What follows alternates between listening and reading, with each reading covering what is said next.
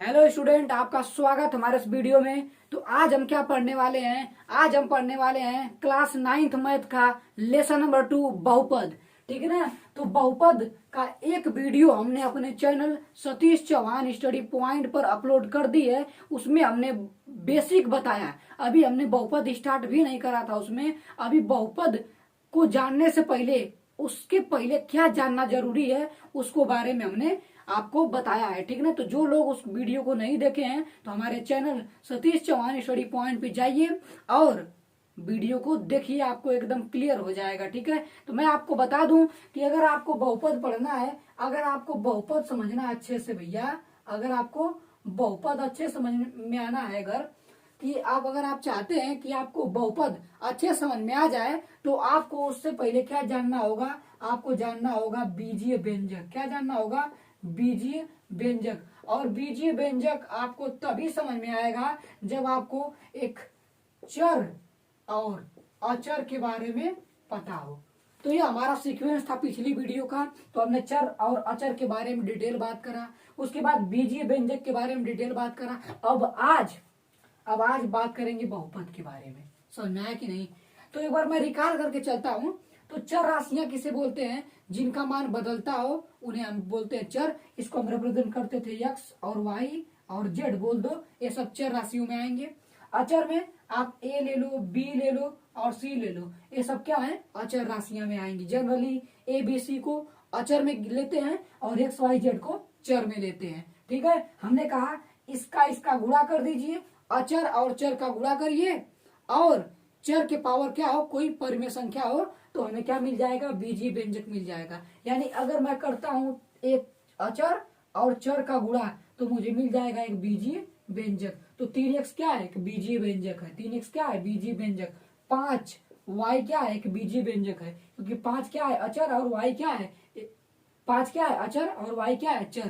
तो इसका गुणा हो गया तो क्या मिल गया? बीजीय व्यंजक। मतलब कि अगर आप अचर राशि और चर राशि का गुणा कर देते हो तो आपको क्या मिलता है? बीजीय व्यंजक मिलता है। अब कौन कौन बीजीय व्यंजक ऐसे हैं, कौन कौन बीजीय व्यंजक ऐसे हैं जो बहुपद हो सकते हैं, इस बारे में आज बात करेंगे कि बीजीय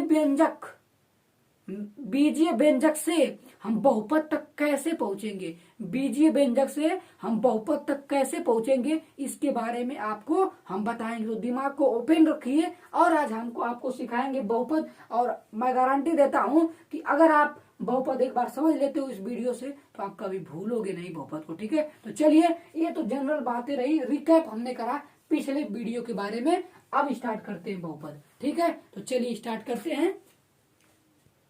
तो चलिए देखते हैं। मैंने यहाँ पर कुछ बीजीय व्यंजक के उदाहरण रखे हैं। मैं इन्हीं एग्जाम्पल को लेकर आपको मैं बहुपद समझाने वाला हूँ। ध्यान समझना क्या बहुपद होता है, क्योंकि बहुपद आपको समझना क्यों जरूरी है, क्योंकि पूरा चैप्टर का नाम ही है बहुपद। तो जब चैप्टर का नाम ही है बहुपद तो आपको एटलीस्ट बहुपद आना भी तो चाहिए कि बहुपद होते क्या है। तो सुनिएगा, ये हमारा कुछ एग्जाम्पल किसके बीजीय व्यंजक है। क्यों?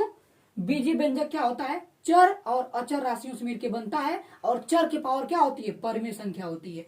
फिर मैं लिख देता हूं कि बीजीय व्यंजक कब होता है, बताओ। देखो बीजीय व्यंजक, तो कोई दिक्कत नहीं यार, वीडियो कितना भी लंबा जाए उससे कोई फर्क नहीं पड़ता है, बस आपको कॉन्सेप्ट आना चाहिए। मेरा यह गारंटी है, ठीक है? मेरा यह एफर्ट है। तो यहाँ पर अचर का गुणा जब आप चर में करते हो, और चर के पावर क्या होता है? परिमेय संख्या होती है। चर की पावर क्या होती है? परिमेय संख्या। तो वह क्या होता है? बीजीय व्यंजक होता है। तो ध्यान सुनिएगा, 3 क्या है? अचर है। 3 क्या है? अचर। 3 क्या है? अचर। यक्स क्या है? चर। और चर की पावर क्या है? परिमेय संख्या। चर की पावर क्या है? परिमेय संख्या। तो ये बीजीय व्यंजक है। 5 क्या है? अचर। 5 क्या है? अचर। और यक्स के पावर आई -3 क्या है? एक परिमेय संख्या। -3 भी क्या होती है? एक परिमेय संख्या। तो ये भी क्या है? एक बीजीय व्यंजक है। 4 क्या है? अचर है। 4 क्या है? अचर। और यक्स क्या है? चर। और इसके पावर 1/2। 1/2 क्या है? परिमेय संख्या। तो ये भी क्या हो गया? बीजीय व्यंजक हो गया। 2/3 क्या है? अचर। और यक्स के पावर -2/3। और -2/3 भी क्या है? -2/3 भी क्या है? एक परिमेय संख्या है। और 2x के पावर 3 ये भी क्या है? परिमेय संख्या। तो बीजीय व्यंजक है। और ये भी क्या है? एक बीजीय व्यंजक है, क्योंकि -6 क्या है? अचर है। -6 क्या है? एक अचर है। और x के पावर 4, 4 क्या है, एक परिमेय संख्या है। तो ये सब क्या है, बीजीय व्यंजक है। तो यह बीजीय व्यंजक कब बहुपद के लिए क्वालिफाई हो जाएंगे, इसके बारे में बात करते हैं। ठीक, तो देखते हैं। मैं यहाँ पर आपको लिए बहुपद की परिभाषा लिखता हूँ। क्या लिखता हूँ, बहुपद की परिभाषा। ध्यान सुनना, आप देखो बहुपद की मैं परिभाषा लिखता हूं। क्या होती है बहुपद? बहुपद ऐसे बीजीय व्यंजक होते हैं। देखो मात्रा से मत समझना, बीजीय उधर उधर हो जाएगा, कोई दिक्कत नहीं। बहुपद ऐसे बीजीय व्यंजक होते हैं। बहुपद ऐसे बीजीय व्यंजक होते हैं। बहुपद ऐसे बीजीय व्यंजक होते हैं जिसमें वेरी वेरी इंपॉर्टेंट लाइन, जिसमें चर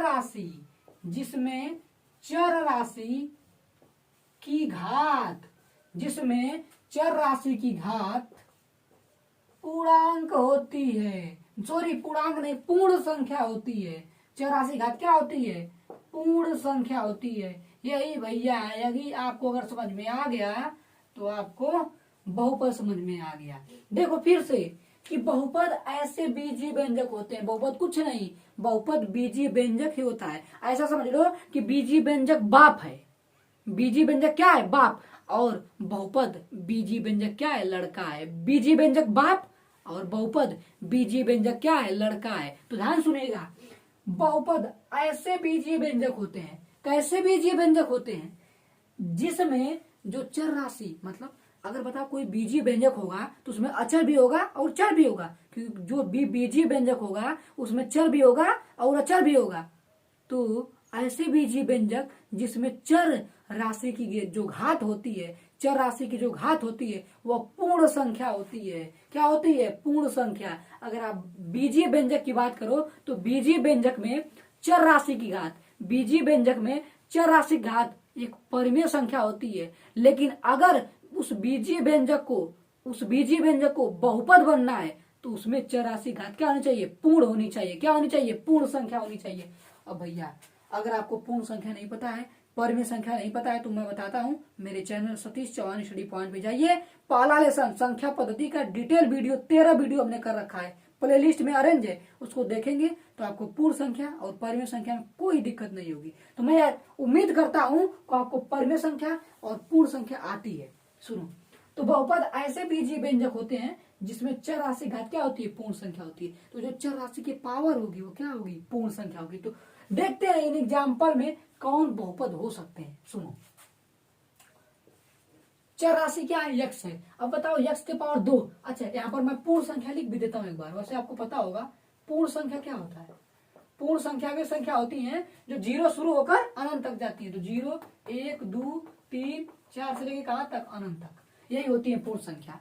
और बहुपद कौन होगा, बहुपद ऐसे बीजीय व्यंजक होते हैं जिसमें चर राशि की घात पूर्ण संख्या होती है। यानी जो चर राशि होगी उसकी पावर पूर्ण संख्या होगी। मतलब या तो 0 होगी या तो 1, 2, 3, 4, 5, 6 अनंत तक होगी, कुछ भी हो सकता है। सुनिएगा, ये चर है ना, ये बीजीय व्यंजक है। चर क्या है, यक्स है। चर क्या है, यक्स। अच्छा बताओ यक्स के पावर 2 पूर्ण संख्या है कि नहीं, 2 पूर्ण संख्या है कि नहीं, बिल्कुल है। तो यह बहुपद हो गया। यह क्या हो गया, यह बहुपद हो गया। यह क्या हो गया, बहुपद हो गया। अब सुनो, इस वाले में आओ, यक्स चर राशि है। यक्स क्या है, चर राशि। इसकी पावर क्या है, -3 है। -3 एक पूर्ण संख्या है, नहीं है। तो यह बहुपद नहीं होगा, बहुपद नहीं होगा। यक्स के पावर क्या है, 1/2 है। यक्स की पावर क्या है, 1/2। तो 1/2 जो पावर है क्या वो पूर्ण संख्या है, नहीं है। तो ये बहुपद नहीं होगा, ये बहुपद नहीं होगा। इस पर बात करो, यक्स के पावर क्या है, -2/3 है। पूर्ण संख्या है, नहीं है। पूर्ण संख्या है, नहीं है। तो बहुपद होगा, नहीं होगा। बहुपद होगा, नहीं होगा। मुझे लगता है आपको समझ में आ रहा होगा, ठीक है। तो यहाँ पर एक्स क्या है, एक्स के पावर कितना है, 3 है। एक्स के पावर कितना है, 3। एक्स क्या है, चर राशि है। एक्स क्या है, चर राशि। और चर राशि की पावर क्या है, 3 है। और 3 पूर्ण संख्या है, बिल्कुल है। 3 क्या है, पूर्ण संख्या है। तो अगर इसके पावर पूर्ण संख्या है तो ये बहुपद है, ये बहुपद है। यहाँ पर चर राशि देखो, यक्स है, इसकी पावर क्या है 4, और 4 पूर्ण संख्या है 4 पूर्ण संख्या है तो ये क्या है बहुपद है, यह क्या है बहुपद है। तो मुझे लगता है आपको समझ में आया होगा क्या परिभाषा है बहुपद की। बीजीय व्यंजक से कैसे आप बहुपद को छांटोगे। बीजीय व्यंजक जो होता है वह चर और अचर से मिलकर बनता है। बीजीय व्यंजक चर और अचर से मिलकर बनता है, लेकिन बीजीय व्यंजक में जो चर होता है उसकी पावर परमेय संख्या होती है। लेकिन अगर किसी बीजीय व्यंजक को बहुपद के लिए क्वालिफाई होना है, अगर किसी बीजीय व्यंजक को बहुपद के लिए क्वालिफाई होना है, तो उसमें जो बहुपद होगा उसमें जो चर राशि होगी उसकी पावर एक पूर्ण संख्या होगी। यानी बहुपद ऐसे बीजीय व्यंजक होते हैं जिसमें चर राशि की घात पूर्ण संख्या होती है, मतलब कि क्या होती है पूर्ण संख्या होती है। समझ में आया। तो मुझे लगता है आपको समझ में आया होगा। और एग्जांपल करते हैं यार, आपको बिल्कुल क्लियर हो जाएगा। बस ये लाइन याद रखना कि चर राशि की अगर घात क्या होनी चाहिए पूर्ण संख्या होनी चाहिए, और पूर्ण संख्या 0 1 2 3 4 5 होती है। ठीक है, तो मुझे लगता है आपको समझ में होगा। आराम से उतारिए, आगे हम लोग बात करते हैं। तो बहुपद क्या है, बहुपद की परिभाषा हमने यहाँ पर लिखी है कि बहुपद ऐसे बीजीय व्यंजक होते हैं जिसमें चर राशि की घात पूर्ण संख्या होती है। कुछ एग्जाम्पल समझते हैं, एग्जाम्पल लेते रहेंगे आपको समझ में आता रहेगा। ठीक है, जैसे मैं एग्जाम्पल लू 4x + 3। एक बार बताओ यह बीजीय व्यंजक है कि नहीं। बिल्कुल, यह क्या है कि बीजीय व्यंजक है। अब देखेंगे यह बहुपद कब होगा, जब जो चर राशि है उसकी घात क्या होगी पूर्ण संख्या होगी। अच्छा बताओ इसके पावर कुछ नहीं है तो एक मान सकते हो, क्या मान सकते हो, एक मान सकते हो। तो बताओ एक पूर्ण संख्या है कि नहीं, तो चर राशि घात क्या होती है पूर्ण संख्या रहेगी तो बहुपद होगा। तो यह बहुपद है कि नहीं, बिल्कुल यह बहुपद है। यह क्या है बहुपद है। अगर मैं लिखूं 4x⁻2 + 6 तो बताओ बहुपद है कि नहीं है, क्योंकि यहाँ पर x की पावर क्या है 2 और 2 एक पूर्ण संख्या है। ठीक है ना। अगर मैं यहीं पर लिखूं 3x⁻³ + 6x तो क्या यह बहुपद है, नहीं है। देखो यहाँ पर x की पावर 1 है तो यह एक टर्म जो है वह तो बहुपद है, लेकिन यह वाला टर्म बहुपद नहीं है, क्योंकि इसके पावर क्या है -3 है, और -3 पूर्ण संख्या नहीं होती है। -3 क्या होती है पूर्ण संख्या नहीं होती है, तो यह बहुपद नहीं होगा। भले से यह वाला बहुपद है लेकिन इसमें हाई जुड़ गया है तो यह पूरा बहुपद नहीं होगा, यह पूरा बहुपद नहीं होगा। ठीक है ना। तो अगर मैं आपको बता दे रहा हूं कि माइनस में आ जाए अगर पावर तो बहुपद नहीं होगा, क्योंकि माइनस में आ गया मतलब पूर्ण संख्या नहीं होगा। माइनस में आ गया तो पूर्ण संख्या नहीं होगा, तो बहुपद नहीं होगा। बस आपको यह याद रखना है कि जो चर राशि होगी उसकी पावर पूर्ण संख्या होनी चाहिए। मतलब उसकी पावर पूर्ण संख्या का मतलब या तो 0 1 2 3 4 5 6 7 होना चाहिए। मतलब चर राशि की पावर प्लस वाली संख्या होनी चाहिए, माइनस वाली नहीं होनी चाहिए। ठीक, और वो क्या होना चाहिए 0 1 2 3 4 5 6 ये सब होनी चाहिए। ठीक, तो चलिए कुछ तुम्हारे एनसीईआरटी बुक के एग्जाम्पल लेते हैं और उन्हें पता करते हैं कि बहुपद है कि नहीं। क्वेश्चन लिखते हैं फिर करवाते हैं। तो चलिए 4 एग्जाम्पल समझते हैं कि यह इस चारों में कौन बहुपद है और कौन बहुपद नहीं है। तो चलिए पहला वाला देखते हैं। तो ध्यान से पहला वाले को अगर आप देखें तो यहाँ पर जो चर राशि x है उसकी पावर क्या है 3 है। तो चर राशि की पावर क्या है 3, और 3 क्या है पूर्ण संख्या है। 3 क्या है पूर्ण संख्या, मतलब कि यह 3 है तो प्लस में है ना, तो ये बहुपद हो, ये बहुपद है, ये बहुपद है। सेकंड वाले बात करते हैं। तो यहाँ पर x की पावर 2 है, तो x की पावर 2 है तो बहुपद है, x की पावर 2 है तो बहुपद है। लेकिन यहाँ पर x की पावर -3 भी है, तो बताओ ये वाला बहुपद होगा, नहीं होगा, क्योंकि पावर में क्या आ गया माइनस आ गया, और पावर में माइनस नहीं आना चाहिए। अगर पावर में माइनस आ गया तो बहुपद नहीं होगा, और भले से यह बहुपद है लेकिन इसके न होने की वजह से पूरा बहुपद नहीं होगा। इस पर आते हैं। तो इसको अगर ध्यान से देखो तुम्हें लगता होगा यह बहुपद है, लेकिन यह बहुपद नहीं है। क्योंकि अगर बताओ यह कौड़ी में x है ना, तो अगर कौड़ी को हटाओ तो तुम्हें पता है अगर कौड़ी हटती है तो उसके पावर 1/2 आता है। अगर कौड़ी हटती है, अगर कौड़ी को आप हटाओ तो कौड़ी हटाने पर पावर कितना आता है 1/2, और पावर अगर 1/2 है तो बहुपद नहीं है, क्योंकि पावर बटे उटे वाली नहीं होनी चाहिए। पावर न बटे वाली होनी चाहिए न माइनस वाली होनी चाहिए। क्या होनी चाहिए, या तो 0 1 हो 2 हो 3 हो 4 हो 5 हो 6 हो 7 ऐसे होना चाहिए। तो पावर अगर बटे में है तो बहुपद नहीं होगा, बहुपद नहीं होगा। इसके बारे में क्या कहते हो, इसके पावर 1 है तो सर बहुपद है, नहीं है भैया। इसके बगलिया वाला देखो, इसके पावर कितना है, 2/3 है। तो किसी एक में भी अगर पावर बटे वटे वाली आ जाए तो बहुपद नहीं होगा। तो यहाँ तो बहुपद दिख रहा है लेकिन इसमें बहुपद नहीं है, क्योंकि पावर क्या आ गई, 2/3, तो कंप्लीट बहुपद नहीं है। तो अब मुझे लगता है आपको बहुपद आराम से समझ में आया होगा। तो चलिए कुछ आगे बात करते हैं कि बहुपद में और कुछ आ सकता है क्या। तो चलिए देखते हैं। तो चलिए कुछ और बातें करते हैं, ठीक है, ध्यान से देखिए। मान लीजिए मैंने लिखा x², क्या लिखा, x² प्लस 5x।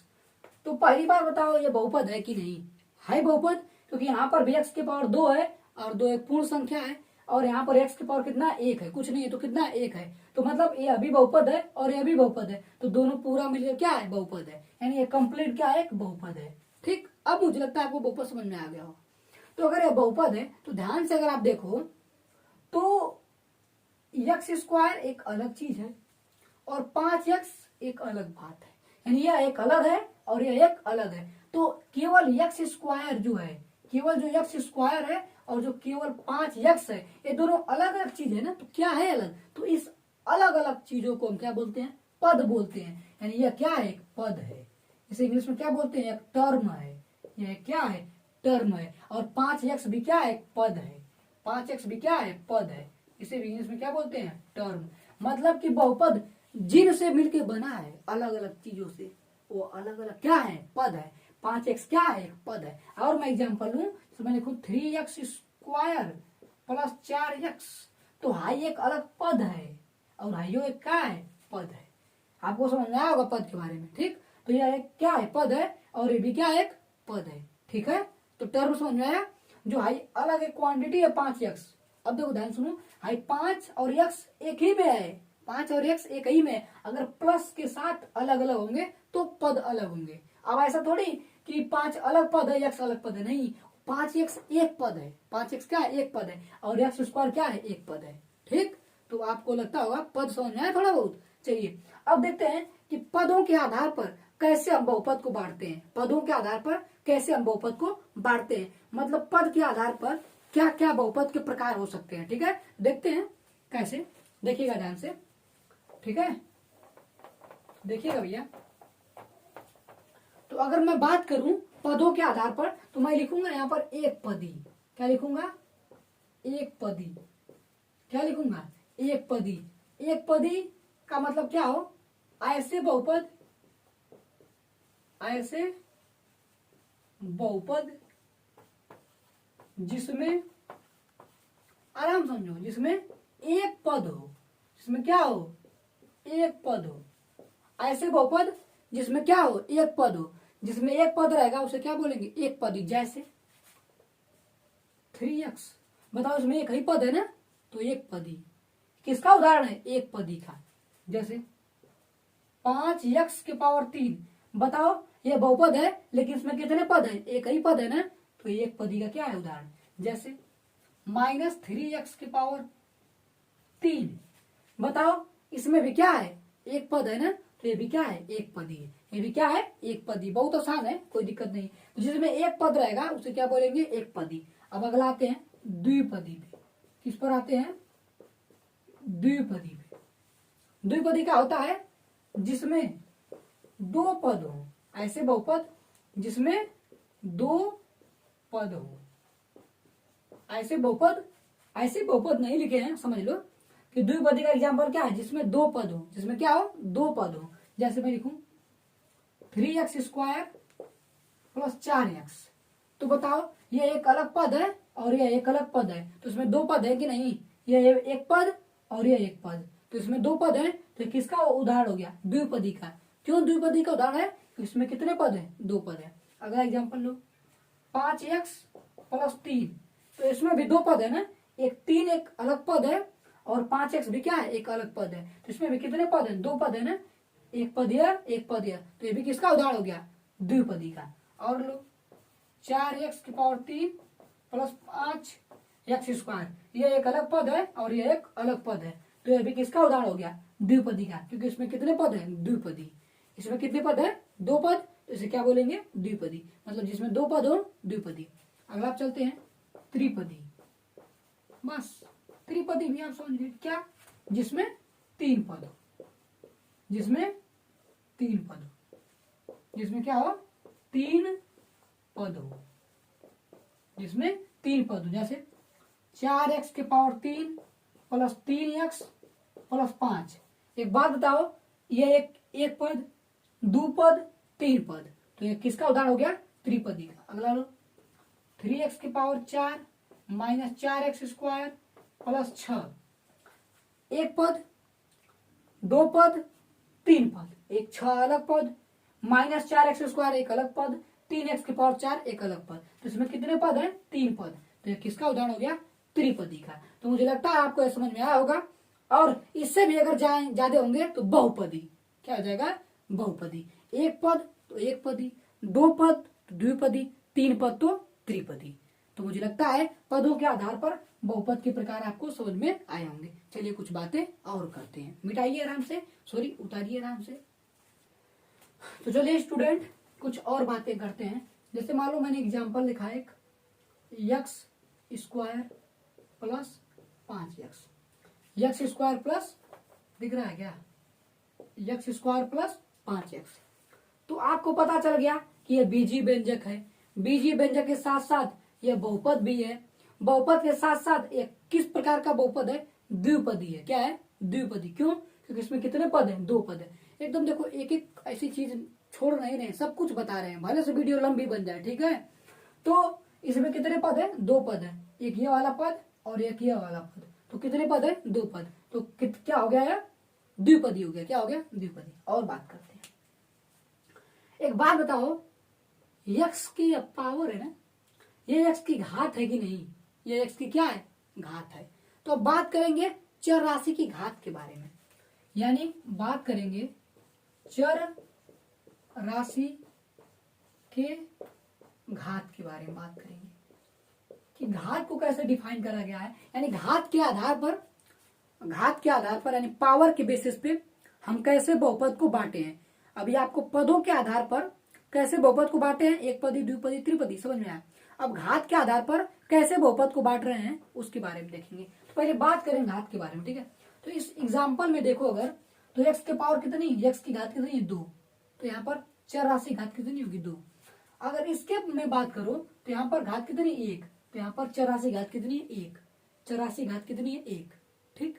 लेकिन अगर आपको इस पूरे सवाल में पूछे कि इसमें चर राशि की अधिकतम घात कितनी ओवरऑल, तो आप अधिकतम घात को ही बताओगे, इस एक को नहीं लोगे। मतलब जो मैक्सिमम पावर होगी उसी को लोगे। तो लेकिन अलग अलग पूछेगा तो अलग अलग बताओगे। अगर आपसे पूछे इसमें कितनी घात है तो बताओगे 2, इसमें कितनी घात है बताओगे 1। अगर मैं आपसे एक पूछूं 3x की पावर -3 प्लस x की पावर 2, यहाँ पर कितनी घात है बताओ? -3 घात है। x की पावर कितनी घात है? -3। अच्छा बताओ, ये अगर -3 घात है तो क्या है? बहुपद है? ये बहुपद है नहीं भैया। तो आपको ये भी बात समझना, टीचर भूलवा दिया, भूल मत जाओ, ये बहुपद है ही नहीं। क्योंकि अगर उसके पावर माइनस आ गया तो बहुपद कहाँ से हो सकता है? तो ये सब दिमाग खोल के चलिए, ये बहुपद नहीं होगा। ठीक है, दूसरा एग्जाम्पल समझाते हैं। मान लो एक्स के पावर 2 है प्लस 5x के पावर 3 है। तो यहाँ पर चर राशि की पावर कितनी है? 2, तो इसकी घात 2 होगी। यहाँ पर 5x जो है इसकी पावर कितनी है? 3, तो यहाँ पर घात कितनी होगी? 3। अगर आपको पूछे इस पूरे बहुपद की घात कितनी होगी, इस पूरे बहुपद की घात कितनी होगी, तो आप अधिकतम घात बताओ कितनी? 3। क्या बताओगे? 3। ठीक है, इसके बारे में बात नहीं कर रहे हैं हम, आपको बेसिकली घात समझाना चाहते हैं। तो घात आपको समझ में आ गई, जो एक्स के पावर है, जो ऊपर है लगा है, उसे ही घात बोलते हैं। ठीक है, अब घात के आधार पर कैसे बहुपद को बांट रहे हैं वह देखते हैं। तो घात के आधार पर कैसे बांट रहे हैं लिखेंगे, एक घाती। क्या बोलेंगे? एक घाती, जिसे एक और नाम से जाना जाता है रैखिक। वेरी वेरी इंपॉर्टेंट, रैखिक। रैखिक, एक घाती या रैखिक बहुपद। मतलब ऐसा बहुपद लिखेंगे आराम से, ऐसा, कोई जल्दबाजी नहीं, आराम से पढ़ेंगे। ऐसा बहुपद जिसमें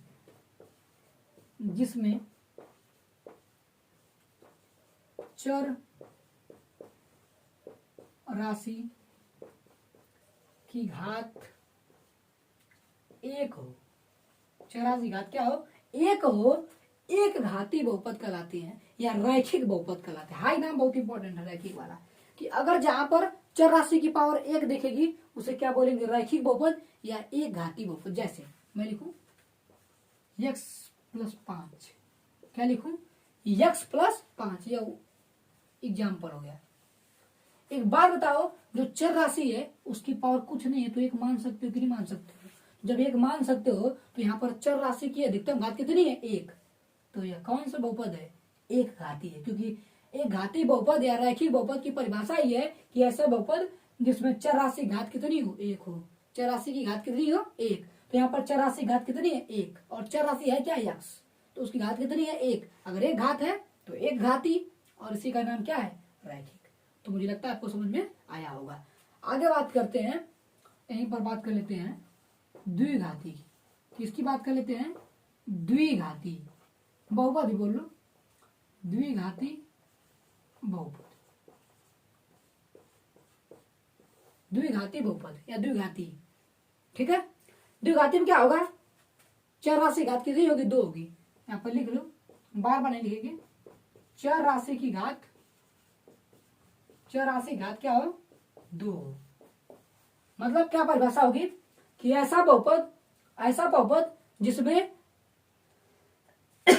ऐसा बहुपद जिसमें चर राशि की घात अधिकतम कितनी हो, दो हो। अगर चर राशि की अधिकतम घात दो होगी तो द्विघाती बहुपद। जैसे x² + 5, x² + 5, यहाँ पर जो चर राशि की अधिकतम घात कितनी है, दो है, तो ये कौन सा बहुपद हो गया, द्विघाती बहुपद हो गया। और एग्जांपल ले लो, 3x² + 5x। देखो यहाँ पर x की घात दो है, यहाँ पर x की घात कितनी है, तो आप सोचोगे कि सर यह तो इधर से द्विघाती लग रहा है और इसको देखने पे घाती लग रहा है। तो एक बात सुनो ध्यान से, जो कम से कम पावर होती है, जो छोटी पावर होती है उसको नहीं देखते हैं, जो अधिकतम पावर होती है उसको देखते हैं। मैं बताया हूँ, जो अधिकतम पावर होती है उसको देखते हैं। तो अधिकतम पावर इसमें कितनी है, दो है, तो यह द्विघाती बहुपद है। कौन सा बहुपद है, द्विघाती बहुपद है, ठीक है। तो अगर एक घात रहेगी तो एक घाती, और दो घात रहेगा अधिकतम तो कौन, द्विघाती। ठीक, आगे बात करते हैं त्रिघाती पर। तो इतना उतारिए, त्रिघाती बात करते हैं आगे। तो चलिए देखते हैं त्रिघाती। एक घाती देख चुके, द्विघाती देख चुके, त्रिघाती। त्रिघाती क्या होगा, ये भी आसान, जिसमें चर राशि की अधिकतम घात कितनी हो, तीन हो, त्रिघाती बोलेंगे। जैसे एग्जाम्पल ले लेते हैं, अब आपको तो मुझे लगता है आ गया होगा। जैसे मैं ले लू 3x³ + 4x² + 5x। तो आप कहोगे सर ये एक घाती लग रहा है, ये द्विघाती लग रहा है और ये त्रिघाती लग रहा है। तो नहीं, इसमें हम देखते हैं अधिकतम घात कितनी है, अधिकतम घात कितनी है। तो बताओ अधिकतम घात कितनी है, तीन है ना, तो ये कौन सा बहुपद होगा, त्रिघाती बहुपद होगा। यानी अगर बहुपद में चर राशि की अधिकतम घात तीन हो तो उसे क्या बोलेंगे, त्रिघाती बोलेंगे। और एग्जाम्पल एक और ले लेते हैं, -4x³ + 5x² - 6x। यह बताओ क्या है, यह भी त्रिघाती बहुपद है, क्योंकि इसमें चर राशि की अधिकतम घात कितनी है, तीन है, तो यह भी क्या है, त्रिघाती बहुपद है। तो समझ में आया होगा मुझे लगता है। अब एक चीज और छूट रहा है, उसको भी यहाँ पर बता के खत्म करते हैं लेक्चर को, ठीक है। उतारिए इसको, चलिए देखते हैं कुछ और बातें, थोड़ी लास्ट है इसके बारे में वीडियो को समाप्त करते हैं, ठीक है ना। वीडियो बहुत बड़ी बन चुकी है, लेकिन कोई बात नहीं।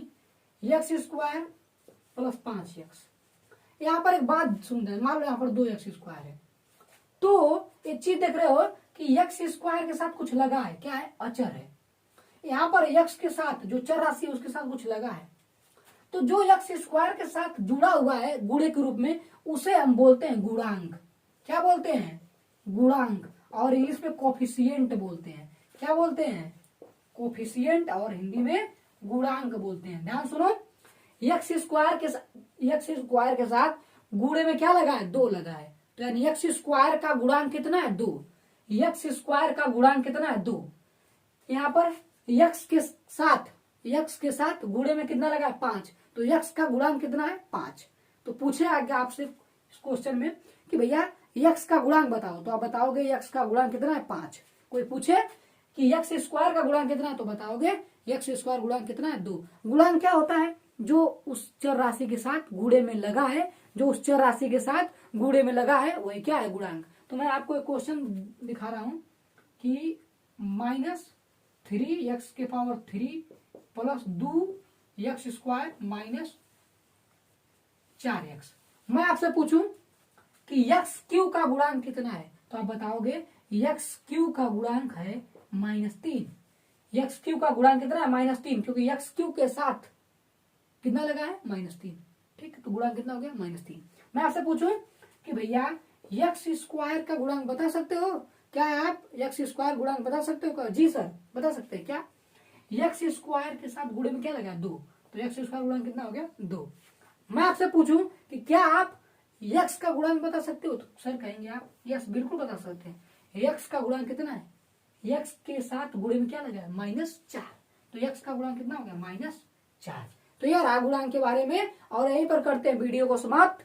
देखते रहिए हमारा channel Satish Chauhan study point, जिस पर हम आपको रोज daily by daily quality education provide करेंगे। कक्षा 9th का मैथ चल ही रहा है, तो आज अगर आप हमारे चैनल से नए हैं, नहीं जुड़े हैं, तो जुड़ जाइए और हमारे चैनल को सब्सक्राइब कर लीजिए, ताकि आप हमारे चैनल से डे टू डे रोज अपडेट रहे और आपको नई नई वीडियो लगातार मिलती रहे। ठीक है ना, तो यहीं पर वीडियो करते हैं समाप्त। Thank you very much.